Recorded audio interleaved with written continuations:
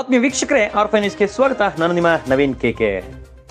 ದಿನಾಂಕ 27/6/2024 ನಾಡಪ್ರಭು ಕೆಂಪೇಗೌಡರವರ 515ನೇ ಜಯಂತ್ಯೋತ್ಸವವನ್ನು ದೊಡ್ಡಬಳ್ಳಾಪುರ ತಾಲೂಕಿನ ನೇರ್ಲಘಟ್ಟ ಗ್ರಾಮದಲ್ಲಿ ವಿಜೃಂಭಣೆಯಿಂದ ಆಚರಿಸಲಾಯಿತು. ಕಾರ್ಯಕ್ರಮದಲ್ಲಿ ಗ್ರಾಮದ ಗಣ್ಯರು, ಹಿರಿಯರು ನಾಡಪ್ರಭು ಕೆಂಪೇಗೌಡರ ಸಾಧನೆಗಳ ಬಗ್ಗೆ ಮಾತನಾಡಿದರು. ಗ್ರಾಮದ ಮುಖ್ಯ ಬೀದಿಗಳಲ್ಲಿ ಬೆಳ್ಳಿ ಪಲ್ಲಕ್ಕಿಯಲ್ಲಿ ನಾಡಪ್ರಭು ಕೆಂಪೇಗೌಡರವರ ಭಾವಚಿತ್ರವನ್ನು ಮೆರವಣಿಗೆ ನಡೆಸಲಾಯಿತು. ಗ್ರಾಮದ ಮಹಿಳೆಯರು ಕಳಸವನ್ನು ಹೊತ್ತು ಮೆರವಣಿಗೆಯಲ್ಲಿ ಪಾಲ್ಗೊಂಡರು.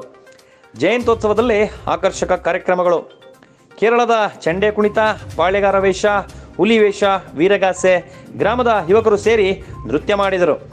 ಕಾರ್ಯಕ್ರಮದಲ್ಲಿ ಪಾಲ್ಗೊಂಡ ಎಲ್ಲರಿಗೂ ಅನ್ನ ಸಂತರ್ಪಣೆ ಕೂಡ ಏರ್ಪಡಿಸಲಾಗಿತ್ತು. ಜಯಂತ್ಯೋತ್ಸವದಲ್ಲಿ ನೇರ್ಲಘಟ್ಟ ಗ್ರಾಮಸ್ಥರು ಮತ್ತು ಅಕ್ಕಪಕ್ಕದ ಗ್ರಾಮಸ್ಥರು ಜಾತಿ ಭೇದ ಮರೆತು ಸಾವಿರಾರು ಸಂಖ್ಯೆಯಲ್ಲಿ ಸೇರಿ ಕಾರ್ಯಕ್ರಮದಲ್ಲಿ ಪಾಲ್ಗೊಂಡರು.